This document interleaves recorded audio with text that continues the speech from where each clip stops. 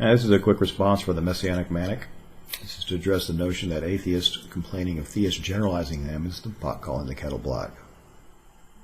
Generalizing their position here a little bit. If someone comes up to me and they lay out their religion, and then after hearing all that it entails, I say, okay, that's me. I'm now a Christian.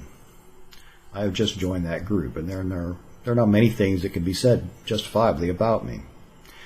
And even if I knew almost nothing about that group that I was identifying with, it would still be valid for others to assume that I did, and then to make assumptions based on that knowledge about me. Now, if I hear all about it and I just say no thanks, I have not just joined a group, and there's nothing meaningful that can be inferred about me just because I rejected this concept, said one. Someone who just believes in a deity is a deist, not a theist, and like an atheist, you can only say that one thing about them.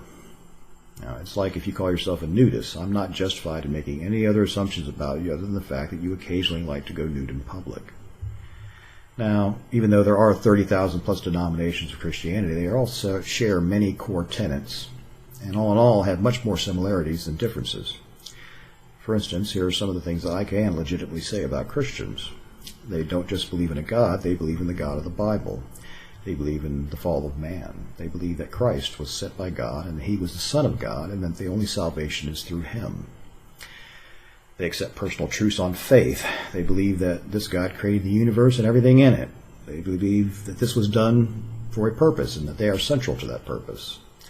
They believe the body is just a shell, and what constitutes who they are continues on in some form after death.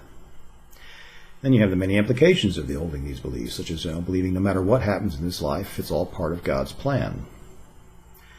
I'm not sure how an omnipresent being makes plans, but whatever. So calling yourself a Christian vastly says more about you and your beliefs than the one thing calling yourself an atheist does. And even if, say, a small percentage of Christians don't believe one or more of the things I've mentioned, they have identified themselves with a group in which the majority does. Isn't it now their responsibility to clarify their beliefs if they differ from their groups? I'm not saying you should paint every negative behavior of any theist on every other theist. You need to keep it to core beliefs of that group that they've identified with. But this whole thing is kind of ridiculous. If you're talking about a group, you have to generalize some just to be able to say anything about that group. They identify themselves to a group, not me. And are groups just groups in name only? Now, on a more personal basis, I'm fine with giving someone a clean slate and then letting them define themselves. But I'm going to ask them why in the hell they identify themselves with a group they don't identify with. Thanks.